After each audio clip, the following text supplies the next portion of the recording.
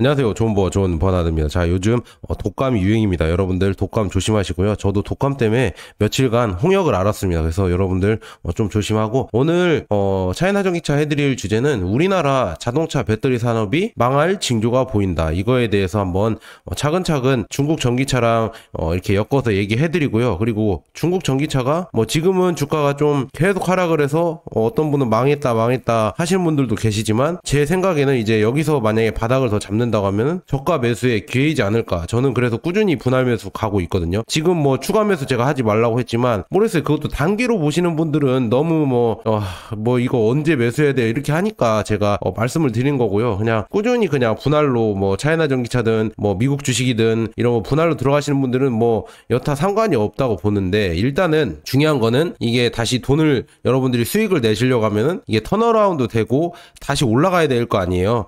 차이나 전기차든 테슬라든 다른 주식들이, 미국 주식은 이미 출발을 했고요. 그래서 지금 보면은 앞으로 차이나 전기차나 전기차 관련 테슬라나 이런 데가 다시 올라갈 이런 기미가 보이고 있거든요. 그게 뭐냐면 기사로도 나왔죠. 지금 연준에서 원래는 내년에 금리 인상을 할 것이다 이렇게 처음에는 예상을 많이 했었잖아요. 그리고 연준에서도 몇 달 전까지만 해도 그렇게 할 것처럼 얘기를 했었는데, 이번에 FOMC 금리 동결을 발표하면서 그 후의 발언이 더 기대가 됐죠. 이제 금리 인하를 생각해 볼 때다. 그래서 내년에 한 3번 정도도 할 수도 있고, 그 다음에 물가는 잘 잡히고 있다 이렇게 제롬 파월이 얘기를 했어요. 그렇게 얘기를 하니까 미국 주식은 지금 엄청나게 고공행진을 했죠. 그래서 이게 이제는 전기차 관련해서 주식들도 아마도 이렇게 오를 수 있는 상황이 올 수가 있다. 그래서 이제는 삼성전자든 아니면 전기차 그냥 주식도 다 좋을 것이고, 전기차 관련 주식도 좋을 것 같은데, 왜냐 지금 금리가 여기가 5.5에 이게 잘 안 보이시겠지만 그냥 이렇게 보여드릴게요. 지금 5.5에서 이제 서서히 이 점도표대로 이렇게 줄을 긋는다고 하면 이 정도로 내려온다고 합니다. 그래서 이렇게 서서히 이제 내년 되면은 한 1.5%, 1.25나 1.5% 내려오고, 그 다음 연도에도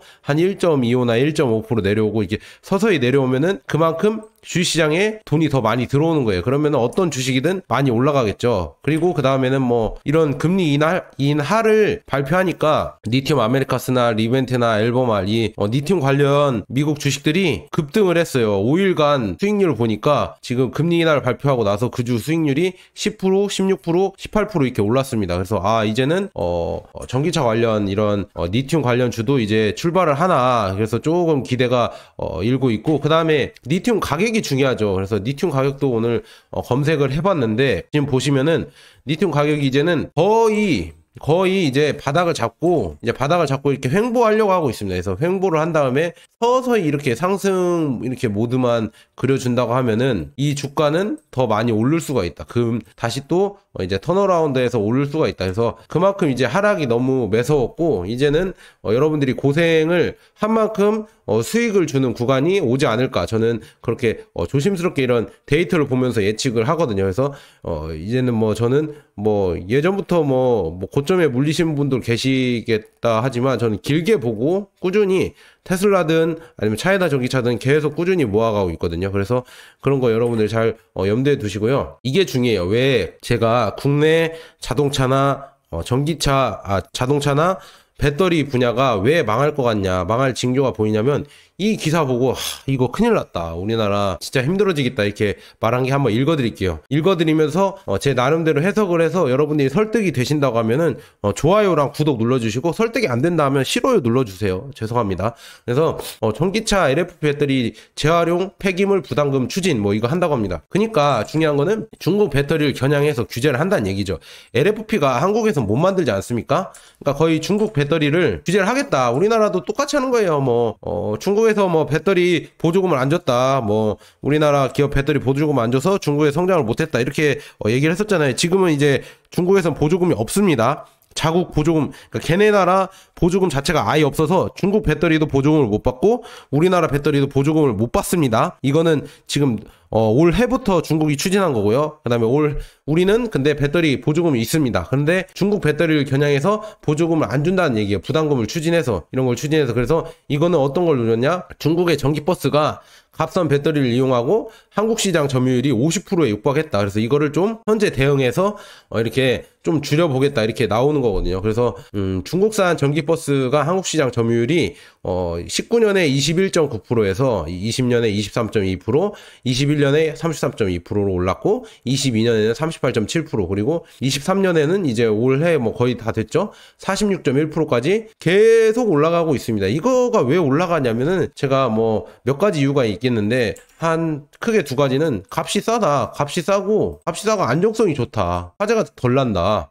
그래서 LF 배터리가 저는 전기 버스나 이런 거는 무조건 LFP 배터리가 써야 된다고 하거든요. 왜냐하면 여러 명이 타잖아요. 나 혼자 운전하는 게 아니라 수십 명이 이 버스를 타고 가는데, 만약에 사고가 나거나 화재가 발생한다고 하면은 이게 어떻게 되겠어요? 갑자기 열 폭주를 해버려서 그렇게 된다고 하면은, 이 많이 탄 사람들이 안전을 더 생각한다고 하면은 LFP가 낫지 않을까요? LFP는 그래도 열 폭주나 이런 게 조금 덜 하잖아요. NCM보다는 훨씬 안정성이 뛰어나기 때문에 LFP가 더 낫지 않을까, 저는 그렇게 조심스럽게 예측을 하는데요. 뭐 그렇게 예상 안 하시는 분들도 계셔요. 자, 그래서 기사를 한번 읽어드리면은, 전기차 등에 들어가는 리튬 인산철 LF 배터리죠. LFP 배터리는 정부가 재활용 비용 및 폐기물 부담금 등 새로운 환경 규제를 부과하는 방안을 추진한다. 그래서 현재 LF 배터리는 대부분 중국산으로, 사실상 중국산 배터리와 전기차를 겨냥한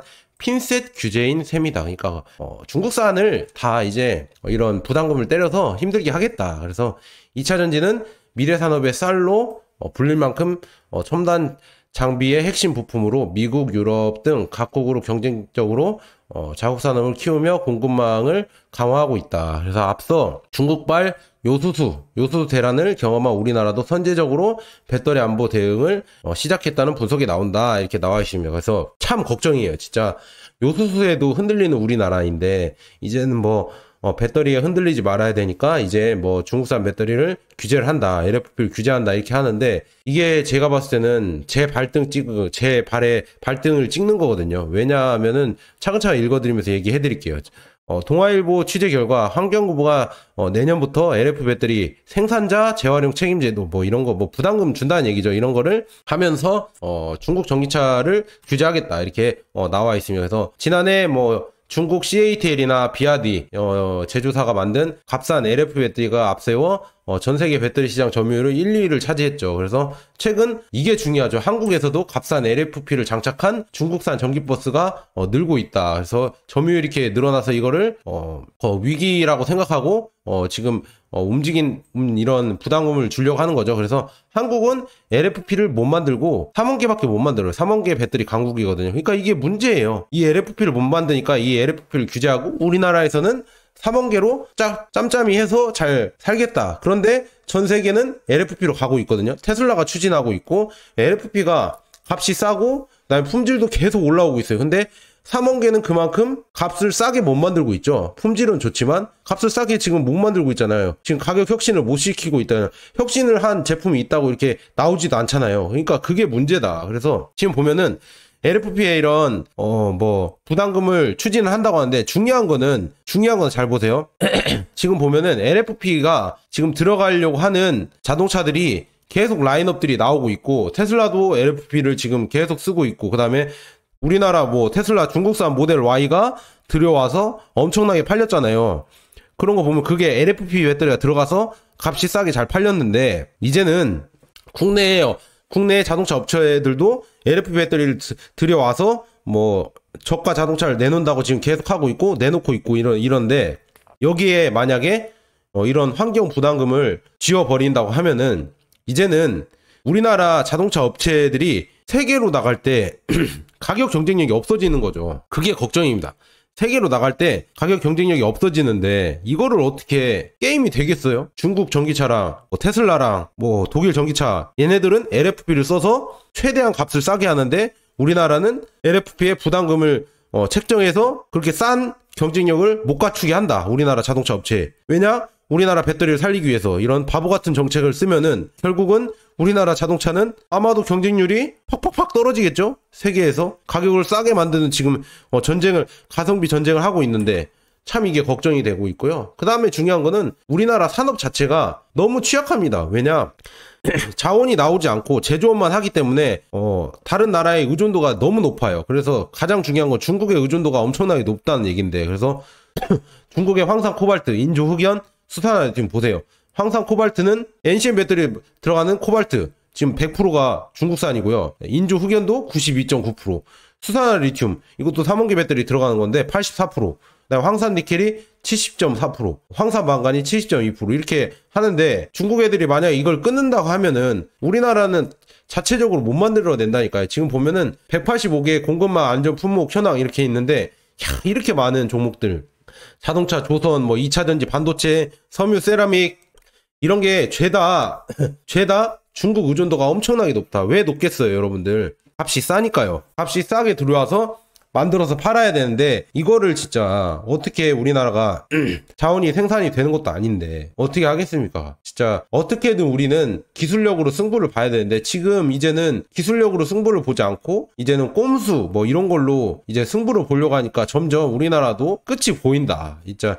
옛날에는 진짜 우리나라가 찬란하게 혁신을 하고 변혁을 하고 이렇게 움직였던 시대들도 있었는데, 지금은 점점 이제 뭐 그때 보는 거예요. 조선말을 보는 것 같아요. 조선말 세국 정책을 피고, 뭐 외국은 지금 막 엄청나게 잘 나가고 있는데 우리는 세국 정책을 펴서 점점 세국을 닫으면서 퇴화하고 있고, 참 그런 걱정이 들거든요. 그리고 지금 보면은, 자, 이거 한번 읽어보겠습니다. 정부는 폐배터리 재활용 활성화 방안도 이날 내놨다. 근데 이게 중요한, 잘 읽어볼게요. 밑줄 걷죠. 폐배터리 재활용 과정에서 나오는 블랙 파우더 등 중간 가공품을 폐기물이 아닌 재활용이 가능한 제품으로 취급하기로 했다. 그리고 중요한 거는 폐배터리 일부 기능을 복원해 전기차용으로 활용하거나 에너지 저장 장치 ESS로 쓰는 ESS 등으로 쓰는 식이다. 뭐 이렇게 나와 있는데, 이게 중요한 게, 여러분들 이거 재활용인데 이게 재사용이거든요. 일부 복원해서 전기차용으로 쓰거나 아니면은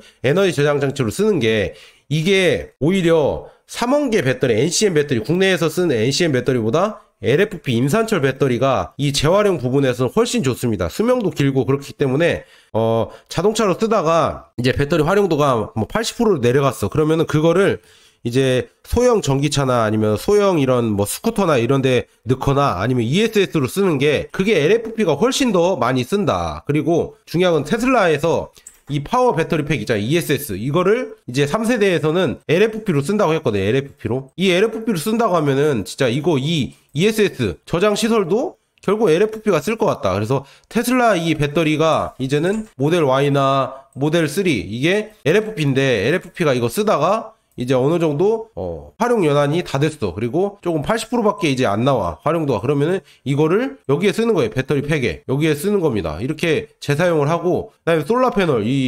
태양광으로 충전을 한 다음에 여기에 충전을 해놓고 테슬라에 이제 다시 또 충전을 하는 거예요. 이런 식으로 지금 이제 탄소 제로 ESG라고 하죠. ESG 이런 산업들을 할 수 있는 게, 이게 중국이 이거 뭐 태양광도 꽉 잡고 있고 LFP 배터리도 꽉 잡고 있죠. 이거를 테슬라가 이 추진하는 솔라 패널이랑 파워팩이랑 충전 이런 걸 할 수 있는 이런 산업들을 할 수 있는 게 중국이 할 수밖에 없다. 이거는 모르겠어요. 저보고 뭐 중빠냐 이렇게 하시면 할 말이 없겠지만, 저는 최대한 팩트를 전달하려고 하는 거거든요. 그래서 이런 거가 지금 우리나라에서는 잘 못할 것 같다. 그래서 중요한 거는 환경을 살리는 건데, 그래서 태양광으로 하는 건데, 태양광을 우리나라에서 진짜 아파트 공화국인데 아파트만 엄청나게 짓는데 과연 태양광을 할 수가 있을까요? 힘들다고 보거든요. 이 태양광은 진짜 주택에서 이렇게 해야 되는데 이거를 우리나라에서는 참 하기 힘들다. 그래서 참 이런 것도 다 이제 미래 산업에서 우리나라가 뒤처질 수밖에 없는 이런 환경적 요인이라 이런 뭐 여러 가지 요인이 있다, 이렇게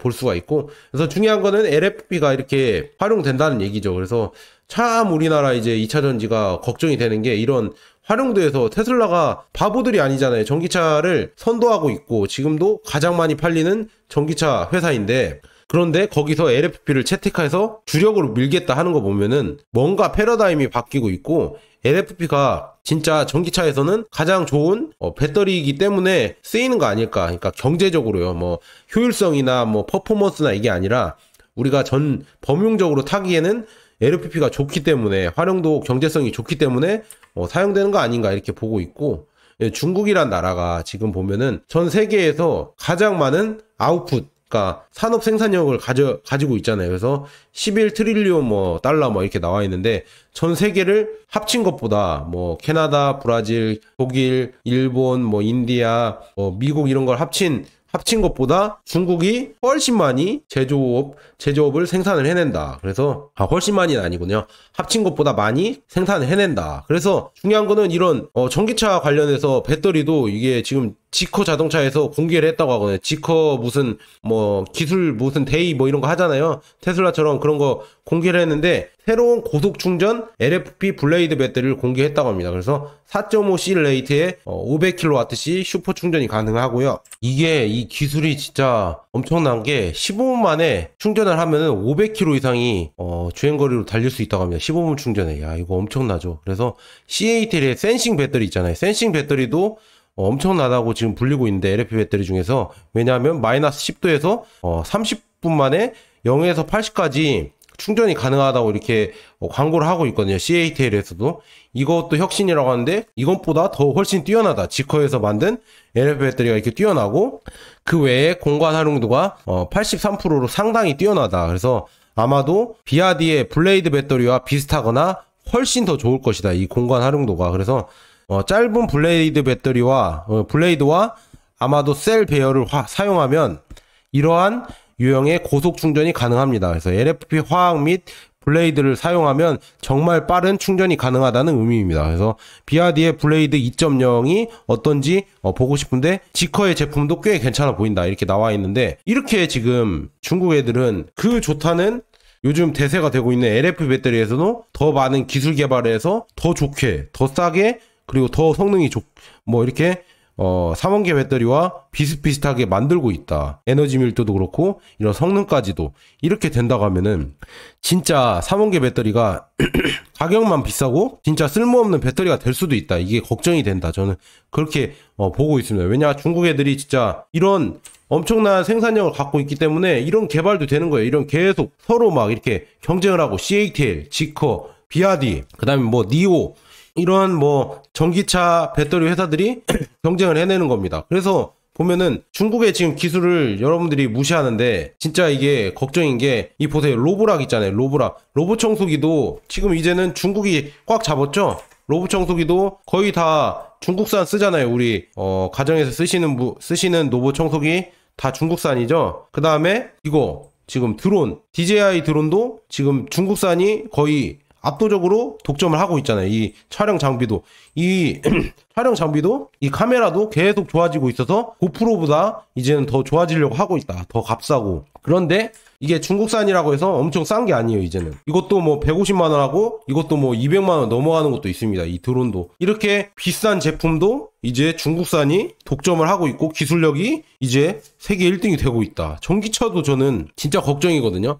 물론 테슬라가 1등으로 가겠지만 그 2등, 3등은 중국 애들이 다 차지하지 않을까 걱정입니다. 전기차로 가면서. 근데 지금 보면 하웨이가 특허를 낸 건데, 이게 또 자율주행 뭐 충전 차량이란데, 근데 이거 보면은 진짜 얘네들이 생산력이 어마어마하니까 별개를 다 만들어낸다. 이런 걸 만들어도 또 그만큼 수요가 많기 때문에, 인구수도 엄청나기 때문에 시장이나 자체가 팔리고 도전할 수가 있다. 그러니까 진짜 무서운 거거든요. 이게 그래서 라이더와 USS를 함께 제공을 해서 이게 자율주행하면서 충전을 해준다고 합니다. 진짜 대단하죠. 그리고 니오 회장이 이 150kWh 반고체 배터리를 직접 테스트하고 전체 여정을 실시간 스트리밍합니다. 이렇게 얘기가 나오고 있거든요. 참 이런 거 보면은 17일날 12월 17일 6시 반부터 이렇게 라이브를 한다고 하는데 참 대단합니다. 이거를 실제로 보여준다는 얘기잖아요. 이 라이브로 니오의 창립자 겸 회장인 윌리엄 니가 이거를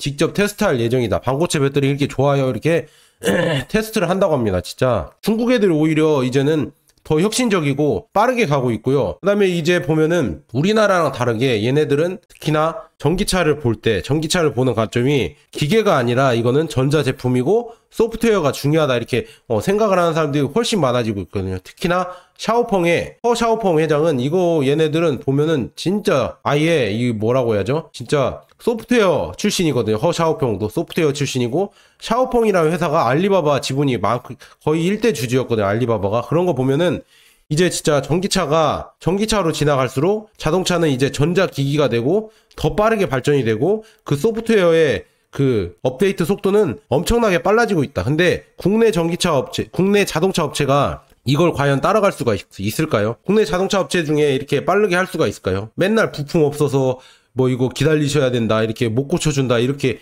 하고 있는데 과연 이렇게 빠르게 빨리빨리 혁신을 하고 발전하는 이런 중국 업체나 테슬라를 과연 세계적으로 따라잡을 수가 있을까? 이 회장까지 나와서 이렇게 시연을 하는 이런 회사인데 이런 회사를 한국 업체가 따라잡을 수 있다는 거는 여러분들 자만심이 엄청나신 겁니다. 진짜 그러고요. 그 다음에 이거 보면은 폭스바겐이 ID7을 출시했는데 이게 공간만 넓지 매우 경쟁력이 없다 이렇게 얘기가 나오고 있습니다. 그건 왜 그러냐면 여기서도 나오는데 차근차근 제가 설명을 해드릴게요. 이제는 전기차, 그러니까 현재 EV 제품은 2년 전만 해도 중국에서는 경쟁력이 있었지만 그 이후에는 시장은 훨씬 더 멀어졌다. 그래서 이게 빠르게 이제는 움직여야 된다고 합니다. 그래서 이제 기술력이 전기차로 넘어오면서 이제 자동차의 개념이 아니라 전자 개념으로 이제 신제품이 2년마다 계속 출시가 된다고 합니다. 그래서 가전제품 시대로 접어들면서 제품 주기가 훨씬 빨라진다. 그래서 소프트웨어,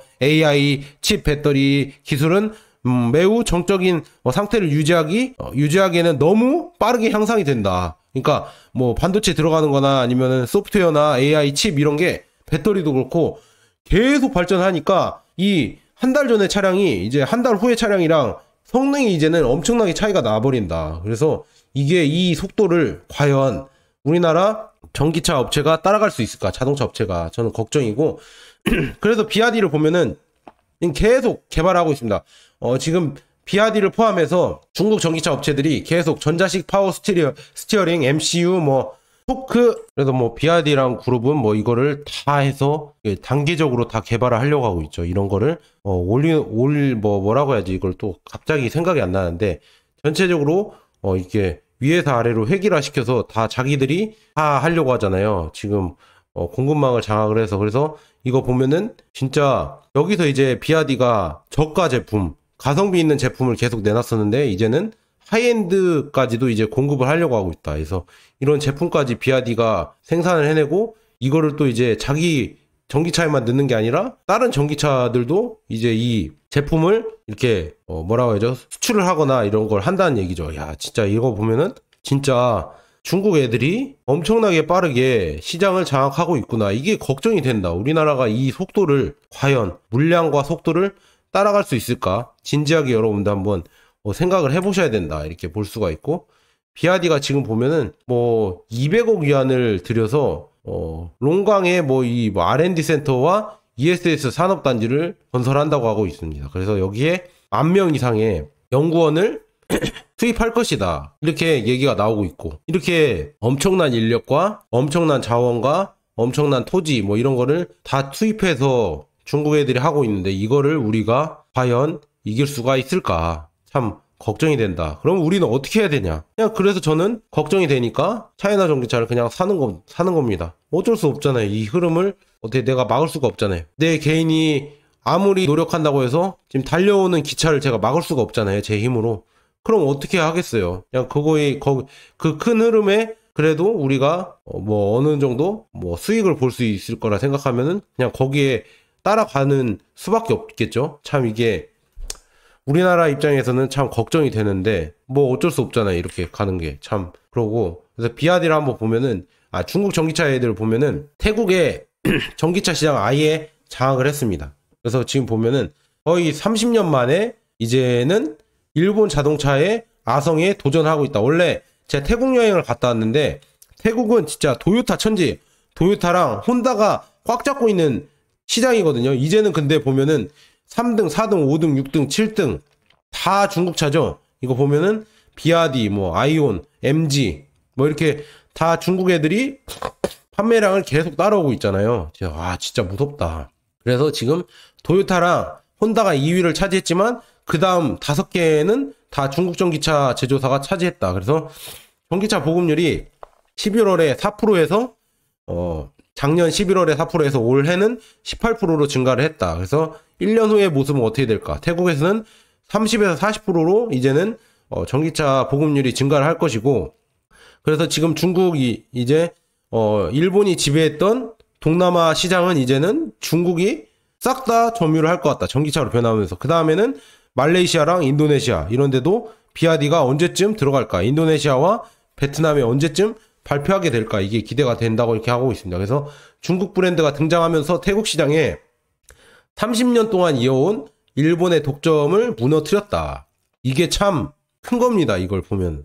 그리고 울링 빙고는 인도네시아에서 410km 버전의 이런 자동차 410km 주행거리를 갖고 있는 자동차를 출시했다고 하는데, 이게 1000만 원이 안 넘어가 버리니까 인도네시아에서 3000건 이상 주문을 받았다고 합니다. 그래서 세계는 저렴한 보급형 전기차에 굶주려 있습니다. 그래서 비아디는 인도네시아와 베트남에 조금 더 빠르게 움직여야 한다. 이렇게 중국 내에서도 말이 나오고 있는데, 중요한 거는 이 동남아 시장은 일단은 우리보다 소득 수준이 낮잖아요. 그러면은 우리보다 싼 자동차, 전기차가 나와야 되는데, 전기차를 산다고 하면은 그리고 인도네시아나 베트남 이런 데는 특히나 오토바이를 엄청나게 타고 다니죠. 근데 그게 다 오토바이는 자동차보다 싸잖아요. 그래서 만약에 전기차로 그런 걸 다 바꾼다고 하면은 값이 싸야 돼요. 그렇기 때문에 값이 싸려고 하면은 최대한 싸게 만들어야 되는데,